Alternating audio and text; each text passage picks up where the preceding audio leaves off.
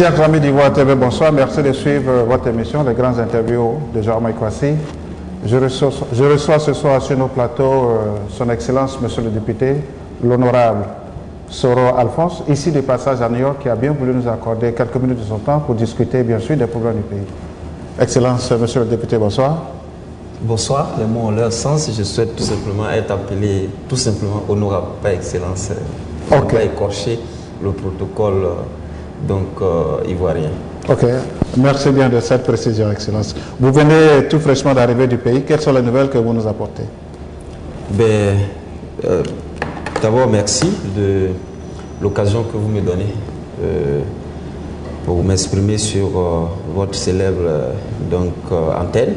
Merci. Et je suis très heureux de passer ici et de vous annoncer que les nouvelles du pays sont bonnes. Elles sont bonnes dans la mesure où, avec ce que la Côte d'Ivoire a connu comme crise, aujourd'hui, nous sommes à même de dire que les choses ont changé et que tout marche positivement en Côte d'Ivoire. La crise est définitivement derrière nous et le présent, en tout cas, nous fait rêver et le futur ne nous inquiète plus. Alors, Excellence, j'ai assisté à votre conférence du dimanche dernier et à cette conférence, vous avez dit, vous avez félicité le gouvernement pour avoir libéré toute la direction du FPI, mais vous avez aussi insisté que le président Gbagbo soit jugé. Pourquoi cette obsession du président Gbagbo d'être jugé alors que beaucoup aujourd'hui souhaitent qu'il soit libéré, bien sûr, pour prendre part au processus de la réconciliation? Bon, certains souhaitent qu'il soit libéré, mais je ne sais pas si ils sont nombreux, comme vous le dites, vous dites beaucoup souhaitent. Bon, je pense que, de mon point de vue, beaucoup souhaitent plutôt que M. Laurent Gbagbo fasse l'objet d'un procès à la Cour pénale internationale. Et il n'y a aucune obsession de ma part. Il faut que, on suive la démarche et l'analyse qu'on essaie d'apporter. Il y a une situation qui s'est présentée en Côte d'Ivoire. M. Laurent Gbagbo est responsable de ce qui est arrivé au lendemain des élections présidentielles historiques que la Côte d'Ivoire a pu organiser. Donc, moi, je suis partisan d'une justice. Et je suis pour que celui qui a été le responsable de ce drame soit jugé et condamné. Je suis pour cette option parce que j'estime que c'est la solution pour prévenir de telles situations à l'avenir. Et je pense en toute sincérité que l'ensemble des Ivoiriens aspirent à ce que la justice fasse son travail. Donc il n'y a aucune obsession possible. Parce qu'il faut que les gens sachent et qu'ils prennent la mesure de la responsabilité du président Laurent Gbagbo lorsqu'il était chef de l'État. Il faut qu'ils prennent cette mesure. Parce que le problème, c'est quoi? On a organisé les élections. Il a perdu les élections. Il a refusé de reconnaître sa défaite. Il s'est comporté en mauvais perdant. Il a cautionné des massacres des populations. Il a assisté, j'allais dire, impuissant à tous ces massacres qui se faisaient à son nez et à sa barbe. Pas un seul jour, le président de la République qu'il était n'a levé le petit doigt pour dire, en ma qualité de chef de l'État, la responsabilité constitutionnelle m'incombe de faire en sorte que les citoyens soient protégés. Cela n'a pas été le cas. Donc ça l'amusait. Et j'estime que cela est totalement inacceptable et ce n'est pas pour une quelconque raison de réconciliation qu'on cherche qu'on va faire l'éponge sur ces choses-là. Ce serait un mauvais message pour l'avenir. Honorable, vous ne croyez pas en l'amnistie? Je ne crois plus en l'amnistie. Et pourquoi? Parce que c'est une sauce à laquelle on a déjà mangé. Vous disiez à cette conférence que le problème de la Côte d'Ivoire est partir sur le problème d'exclusion. Oui. Exclusion du fait que des jeunes militaires soient venus d'une mission internationale et exclusion aussi du fait qu'aux élections, le PDCI et le RDR ont été écartés. Mais là, vous refusez aussi le fait que celui-là, qui est chargé de la réconciliation, en l'occurrence le Premier ministre Bani, se porte candidat aux élections présidentielles de 2015. Est-ce que ce n'est pas une exclusion? Non, peut-être que vous ne comprenez pas ma position. Moi, je pense qu'elle est très claire et sans équivoque. Lorsque on vous fait confiance, en vous demandant d'assurer la responsabilité de rapprocher les Ivoiriens, de réconcilier les Ivoiriens, on doit travailler à faire en sorte que 2 ans après, on ait un bilan. En ce qui me concerne, le bilan n'est pas perceptible. Le bilan de Charles Konan Banny n'est pas perceptible. Donc ce qui, pour moi, est un deuxième échec de ce monsieur qui, en réalité, a déjà été Premier ministre et a échoué à organiser et à conduire les Ivoiriens à des élections donc, présidentielles, comme cela a été finalement le cas en 2010. Donc, au sortir des 2 échecs, de quelques petites responsabilités, on ne demande pas des responsabilités supérieures. Donc, ce que je dis, c'est des arguments que j'avance. M. Banny, en prenant le risque donc, de vouloir se présenter aux élections, il doit s'attendre à ce qu'en politique, il n'y a pas de place donc, pour l'amadouement. Et j'allais dire, il doit assumer, il s'engage, ben, il faut qu'il soit prêt, n'est-ce pas, à répondre à toute la contradiction qui sera en face. Et je fais partie de ceux qui pensent que M. Banny, en tout cas, ne peut rien proposer. Je vais vous dire une chose. Quand on n'a pas pu gérer la boutique du quartier d'Adjamé, on ne demande pas à manager le supermarché qui est situé à Cocody. Moi, c'est ma lecture. Et ce que je dis, ça, c'est de la politique. Donc, on ne peut pas échouer à être Premier ministre, à organiser les élections. On ne peut pas échouer à rapprocher les Ivoiriens, à faire en sorte qu'ils se réconcilient et puis demander maintenant à être président de la République. Mais ce que je dis, je ne dis pas qu'il doit être exclu de la compétition. Non, M. Banny peut être candidat. Sauf que son staff et lui-même doivent se préparer, n'est-ce pas, à avoir donc nos arguments en face. Alors, honorable, déjà au CM2, vous étiez responsable d'une coopérative, au CE2, vous étiez responsable d'une coopérative, au CM2, vous étiez déjà chef de classe, ce qui vous a pratiquement suivi dans le cursus secondaire jusqu'à l'université, jusqu'à la FESI. Vous êtes l'un des plus jeunes députés de Côte d'Ivoire. Vous êtes né en 1977 à Korogo.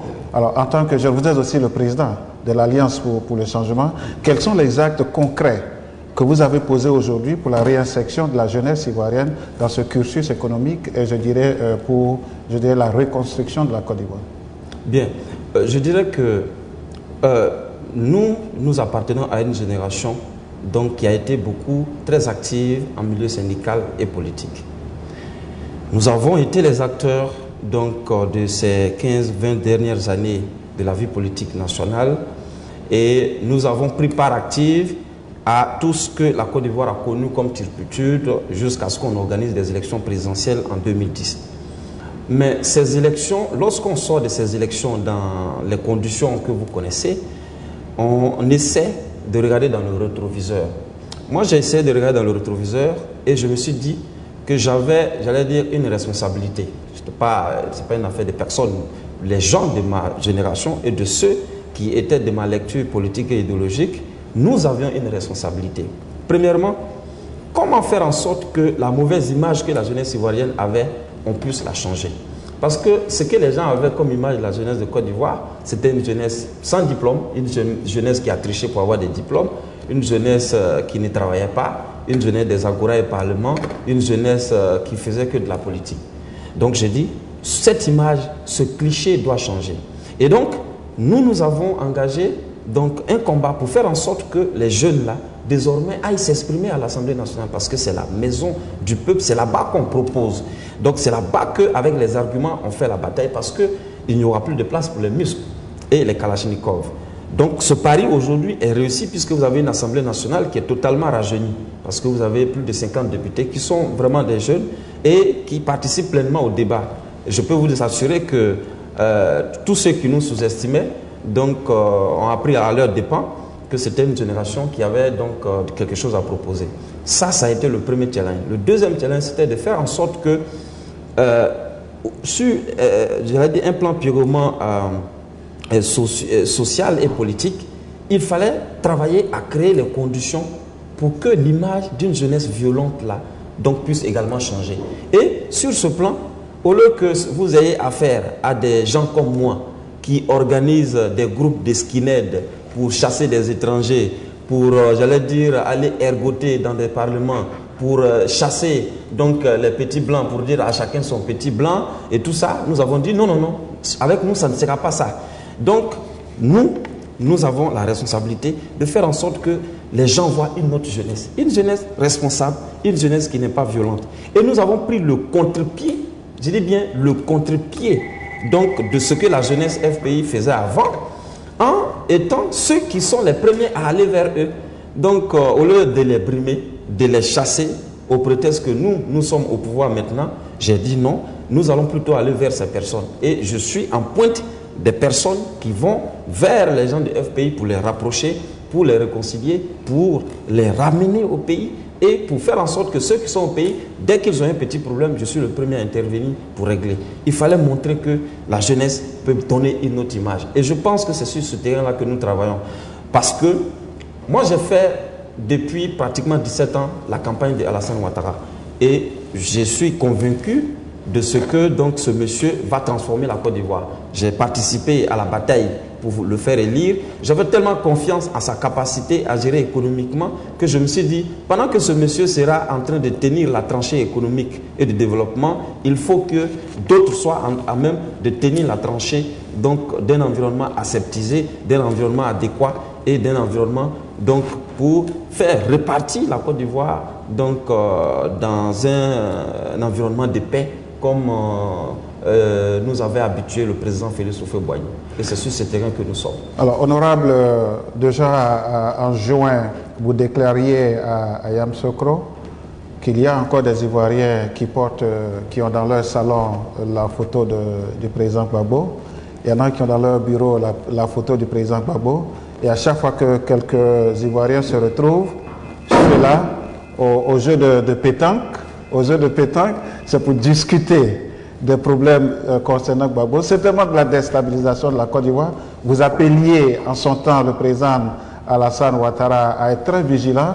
Et à la suite de tous ces propos, on vous a traité de néofasciste au service du président Alassane Ouattara et de l'impérialisme.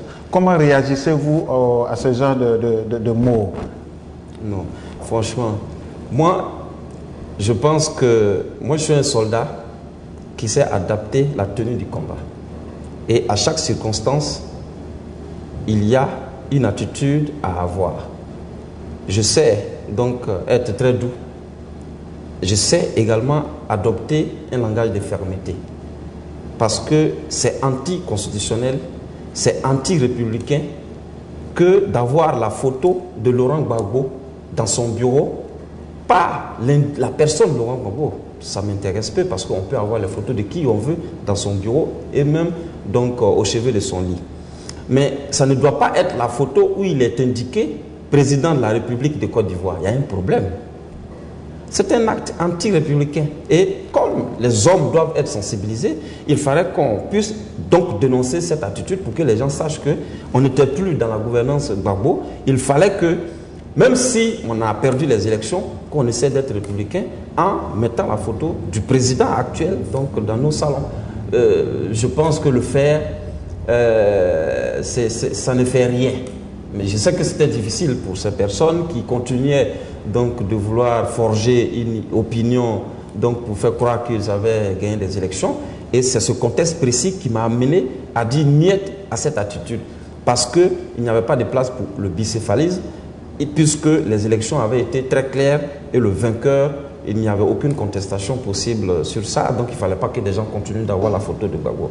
Cela dit, de là à ce qu'on me traite de néo-fasciste ou bien je sais pour le compte de qui. Bon, chacun, j'allais dire, assume ses convictions, ses lectures et ses propos. Moi, je suis jeune. J'estime tout simplement que j'ai quelque chose à proposer. J'appartiens à une génération qui a été très active dans la crise ivoirienne. J'estime que nous avons notre mot à dire. Et ce que nous le faisons autrement. Et tout le monde le voit. Tout le monde, parce qu'au départ, je peux vous assurer que tout le monde avait peur. Même dans mon propre camp, on dit attention, pas de bleus ou des bis. Attention, voilà, une galaxie en train de se mettre en place. Mais ils ont fini par voir que, mais écoutez, une autre jeunesse était possible en Côte d'Ivoire. Et moi, j'incarne cette jeunesse-là. Nous n'avons aucune violence. Nous avons des arguments. Et nous voulons que ceux qui veulent contester ces arguments viennent en face de nous avec d'autres arguments. La bataille politique désormais en Côte d'Ivoire ne se fera plus avec des coups de poing, mais avec des arguments. Et nous avons des propositions à faire. Nous voulons tout simplement que nous puissions avoir en face de nous des hommes pacifiques, donc qui viennent au débat. Alors, honorable, votre mot de fin à la rencontre du dimanche dernier avec les Ivoiriens de New York, vous disiez, allons tous aux élections, il faut que le président Alassane Dramane Ouattara soit élu au premier tour. Êtes-vous en campagne pour le président Alassane Ouattara, ce qui fait une ouverture, bien sûr, sur une campagne pour celui-là qu'on appelle, entre braquettes, entre guillemets, votre grand frère Soro Guillaume? Oh là là, là vous alignez beaucoup de choses et je peux vous assurer que vous n'y allez pas du tout les mêmes morts. Mais ce que je peux répondre, parce que c'est deux questions, Oui, bien sûr. Ce que je peux répondre en ce qui concerne la première préoccupation, je dirais que des mémoires de jeunes qui a été donc un acteur de tout ce qui s'est passé en Côte d'Ivoire depuis les 20 dernières années, nous n'avons pas vu les temps donc du miracle économique. On était dans l'adolescence et on ne sait pas quelle a été la magie ou fouet pour faire en sorte que la Côte d'Ivoire puisse connaître, j'allais dire, cette croissance et j'allais dire ce développement. Mais nous qui avons suivi depuis 1990 ce qui s'est passé en Côte d'Ivoire, et on arrive en 2010, ça fait 20 ans. 20 ans d'instabilité, 20 ans de crise socio-politique et militaire, 20 ans d'amusement, de chant et de danse. Et puis un monsieur arrive en 2010. S'il vous plaît, nous sommes à 2 ans et demi de la gouvernance Ouattara. Mais à l'heure où je vous parle, c'est une Côte d'Ivoire transformée que j'ai. Mais quand ce monsieur, en moins de 2 ans, en moins de 3 ans de gouvernance, arrive à remettre en place l'ensemble des infrastructures donc du pays, toutes les routes sont construites, il y a des infrastructures modernes, il y a des choses qui se font à Abidjan que nous n'avons plus à envier à New York et à Paris. Les Ivoiriens ont désormais accès à l'eau. Ils ont accès aux soins. Dans quelques mois, ça va être l'assurance maladie. Pour 1000 francs, les gens seront soignés. Lorsque le chef de l'État se déplace dans toutes les localités où il se rend, premièrement, le bitume est remis en place. Toutes les écoles sont réhabilitées et équipées. Tous les centres de santé sont réhabilités et équipés. On se pose la question de savoir, mais d'où il sort l'argent pour faire l'ensemble de ces choses? Donc, du coup, on s'est dit, mais attends, donc tout ça était possible en seulement 3 ans. Si cela était possible en seulement 3 ans, ça veut dire que les 20 dernières années que nous avons eu à faire, sinon de manière spécifique les 10 dernières années que nous avons eues, si nous avions mis ces années-là au profit pour effectivement travailler comme est en train de le faire M. Ouattara, la Côte d'Ivoire ne serait pas donc au stade où, elle se trouve en ce moment. C'est pour ça que, donc, avec ce satisfait-ci, avec, j'allais dire, ce qu'il montre, ce qu'il est en train de prouver, nous on s'est dit, c'est une chance pour la Côte d'Ivoire que les Ivoiriens doivent pouvoir saisir. Et ce développement qui est en marche, est-ce que nous allons encore le stopper en 2010 pour aller suivre des aventuriers? Parce qu'on ne sait pas qu'est-ce qu'ils vont proposer, puisque cette génération, donc la génération de Ouattara, chacun a pratiquement eu à proposer. Donc, pour moi, j'estime qu'il faut se battre pour faire en sorte que ce monsieur puisse au moins faire 2 ans pour que la Côte d'Ivoire puisse profiter au maximum et que donc on puisse, j'allais dire, rattraper le retard que nous avions eu par rapport aux autres pays de l'Afrique et de la sous-région particulièrement. Maintenant, vous me parlez donc de la succession de Ouattara, mais j'estime que vous mettez la charrue avant les bœufs. Moi, ce n'est pas une question à laquelle j'ai l'habitude de répondre. Parce que quand on me la pose, j'ai toujours demandé aux gens de revenir à la fin du 2e mandat de M. Ouattara. À partir de cet instant, j'aurai de quoi à répondre. Mais votre question va au-delà certainement de ce que vous avez dit. Je voudrais indiquer, donc, sur votre tribune, que, en réalité, d'abord, je ne suis pas le frère biologique de Guillaume Soro. C'est ça que j'ai dit en Djemé. S'il vous plaît, je ne suis pas le frère biologique de Soro Guillaume, qui est le président de l'Assemblée nationale. Ouais. Il y a des circonstances, il y a des coïncidences donc, historiques. Nous avons tous fait la FESI, donc participé au mouvement donc, armé, et nous soutenons Alassane Ouattara. Il est député, je le suis. Mais ça s'arrête là. C'est vraiment, je souhaite que les gens le comprennent et qu'ils sachent que ça s'arrête tout simplement à ça. Maintenant, je ne suis pas non plus donc en mission pour lui par rapport à l'après Ouattara. Qui vous dit que ce n'est pas moi qui serai donc le candidat? Je ne sais pas pourquoi. Vous voyez, Kakabe est candidat pour être président du PDC. Donc, on va revenir tout à l'heure. S'il est élu président du PDC, ça suppose qu'il peut être candidat en 2015 et 10 ans et 5 ans après. Donc, c'est vous dire que c'est des agendas politiques dans lesquels moi je ne souhaite pas m'inscrire parce que je ne suis pas un charlatan politique pour savoir qui va succéder à Alassane Ouattara. Moi, je suis dans une dynamique, j'apporte ma contribution et le moment venu, je pense que j'aurai une lecture beaucoup plus nette pour apprécier et savoir qui est-ce que je dois suivre dans la succession. Je peux vous assurer que je n'y pense même pas du tout en me rasant le matin. Je n'y pense pas. Langage politique? C'est vous qui le dites. Je suis sincère dans ce que je vous dis. Le politicien n'a jamais avoué ses intentions. Moi, je n'ai aucun intérêt à vous cacher donc, ma conviction. J'estime que je parle beaucoup avec sincérité et je ne vois pas pourquoi je peux déjà, à seulement 2 ans de pouvoir de Ouattara, chercher à épiloguer et à réfléchir, à voir qui va succéder à Alassane Ouattara. Moi, je vous dis, moi j'appartiens à une formation de gauche qui m'enseigne que c'est les revirements historiques qui créent les personnalités. Je vous dis, il y a seulement 10 ans, si quelqu'un avait dit à Soro Guillaume qu'il serait Premier ministre ou président de l'Assemblée nationale, il allait penser que c'était un faux féticheur ou un faux, j'allais dire, marabout. Mais 10 ans après, il a été. Et rien n'indiquait que donc, ça allait arriver.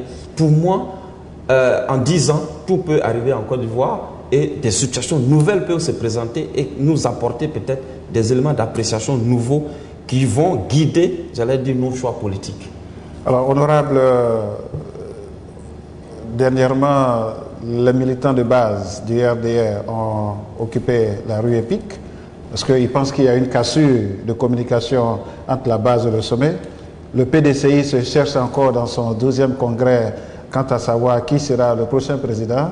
Le FPI avec Affi Guessan qui fait cette tournée avec beaucoup de tapage, beaucoup de bruit. Comment jugez-vous 2015? Moi, je pense tout simplement que depuis 2010 et les élections que nous avons connues, il y a donc une situation nouvelle qui se présente. Il n'y aura plus d'exclusion politique. Et tous ceux qui aspirent à diriger la Côte d'Ivoire et qui ont des propositions aux Ivoiriens doivent pouvoir compétir. À partir de cet instant, ça va être au bénéfice de la jeune démocratie ivoirienne qu'il y ait une multitude de candidatures. Donc sur ça, je n'ai pas de doute. D'ailleurs, c'est mon souhait parce que je ne souhaite pas qu'il y ait une candidature unique à Alassane Ouattara. La victoire donc n'aura pas de sens parce qu'on va peut-être vaincre sans péril. Moi, ce que je veux dire, c'est qu'il y a plutôt une animation politique. Mais la vie politique est faite de dynamisme social et politique. Et c'est comme ça qu'on voit la vitalité de l'expression plurielle et démocratique dans un État. C'est tout à fait normal qu'il y ait des bouillonnements au sein des différents partis politiques. Que ce soit le RDR ou le PDCI qui organise son congrès, moi je pense que c'est tout à fait normal. Et les Ivoiriens sont en train de gagner en maturité. Ils n'acceptent plus certaines choses et avec les moyens modernes de communication que nous avons aujourd'hui, je peux vous assurer qu'en tout cas, les Ivoiriens ont d'autres lectures et ont leur opinion sur un certain nombre de choses. Ils ne veulent plus être dirigés comme avant, ils veulent être dirigés donc autrement. C'est ce qui explique qu'il y ait des remous au sein du RDR, mais ce n'est pas nouveau dans tous les partis politiques qui arrivent au pouvoir. Donc, et surtout, qui ont eu une longue marche pour arriver au pouvoir.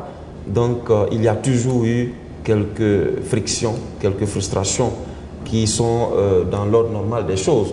Donc, tous les partis politiques ont connu ça. Donc, ce n'est pas quelque chose de nouveau. Je pense tout simplement que c'est des choses qui vont se régler. C'est des choses qui vont se régler. Et puis, bon, les gens, certainement, n'annoncent pas leur départ du RDR, mais ils critiquent à l'intérieur et je pense que ça peut participer. Moi, je suis de ceux qui pensent qu'il faut une restructuration du parti, ici et maintenant.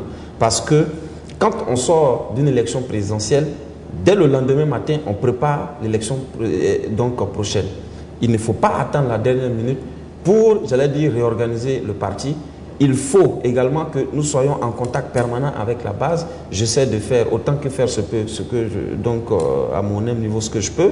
Et je pense tout simplement que les militants ont raison de demander à ce que le parti soit restructuré, que des responsabilités nouvelles se mettent en place pour que des gens avec des idées nouvelles puissent venir, j'allais dire, proposer leur savoir-faire. Ça, c'est ce qui concerne donc le RDR. Mais en ce qui concerne le PDCI, moi je pense tout simplement que, en toute sincérité, je ne souhaite pas me mêler à un débat PDCiste, mais je pense tout simplement que le président Bédié mérite en tout cas un hommage de l'ensemble des Ivoiriens. Parce que pour moi, c'est un monsieur qui a soutenu la paix en Côte d'Ivoire. Je dis bien la paix.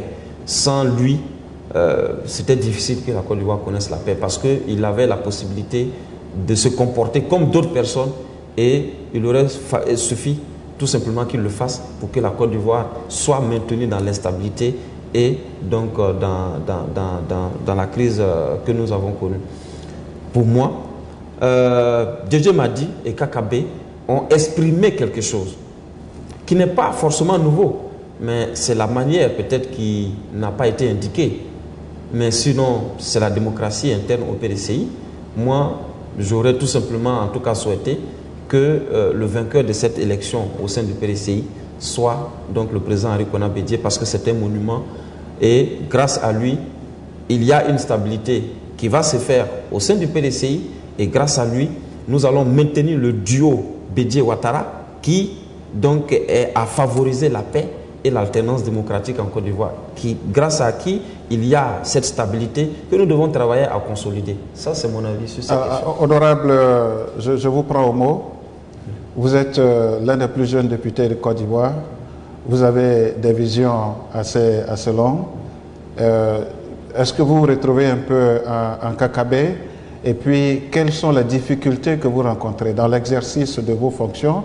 Quant à savoir aujourd'hui que la jeunesse casse la baraque, est-ce que vous n'avez pas peur de vous retrouver un peu aujourd'hui dans le cas de Kakabé parce qu'on sait généralement que les anciens s'agrippent au pouvoir, ne veulent pas partir, confisquent un peu les textes. Alors, est-ce que vous ne pensez pas que cela peut vous arriver aussi demain? Non, je voudrais dire que sur cette question, il ne faut pas... Moi, je n'appartiens pas à ceux qui sont pressés. Et puis, en général, les ambitieux doivent faire attention. Et il ne faut pas croire que... Il ne faut pas se surestimer. Moi, je ne me surestime pas. Et je peux vous assurer que je n'ai jamais rêvé à diriger un parti politique ou à diriger, j'allais dire, quoi que ce soit. À mon même niveau. J'essaie de faire ce que je peux apporter, mais c'est en général sans arrière-pensée. C'est en général sans arrière-pensée. Et je ne crains pas de me retrouver dans la posture donc, de Kakabé, même si demain ça doit se présenter, je revendiquerai autrement. Alors, honorable, au nom de la direction d'Ivoire TV, je sais que vous êtes très chargé, vous aviez un autre programme. Bien sûr. On a dû bousculer pour vous avoir ce soir. Je voudrais vous dire merci, infiniment merci d'avoir accepté cette invitation. Votre dernier mot? Donc, juste un mot de remerciement à l'endroit de Ivoire TV qui fait donc un grand travail. Nous avons l'occasion de vous suivre et je peux vous assurer que vous méritez en tout cas nos félicitations et vous méritez au-delà de ces félicitations donc un soutien absolu pour que, j'allais dire, par votre canal, les Ivoiriens continuent, j'allais dire, de s'exprimer. En tout cas, merci à toute la communauté ivoirienne qui vit ici aux États-Unis pour l'accueil qui m'a été réservé donc à l'occasion de la rencontre que j'ai pu avoir avec elle.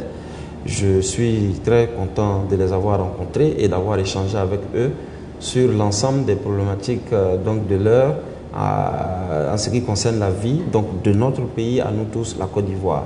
Ils ont leur mot à dire et nous avons pris en compte l'ensemble des préoccupations et des propositions qui ont été faites et nous allons faire en sorte que davantage leur point de vue, n'est-ce pas, puisse compter dans la gouvernance actuelle. Je vous remercie. Voilà. Chers amis d'Ivoire TV, chers amis des grandes interviews, c'était tout simplement l'honorable Soro Alphonse sur le plateau des grandes interviews. Bonsoir, dormez bien et pourquoi pas, nous prenons rendez-vous pour la prochaine fois. Bonsoir, c'était Jean-Marc Kwasi. Honorable, merci beaucoup. Merci. Merci. Merci, c'est à vous. Merci. Merci bien. Et surtout bon retour à Abidjan. Merci beaucoup de votre accueil. Merci bien. Vous l'avez découvert ici. Encore un hit que vous avez découvert. Ivoire TV. Ivoire TV.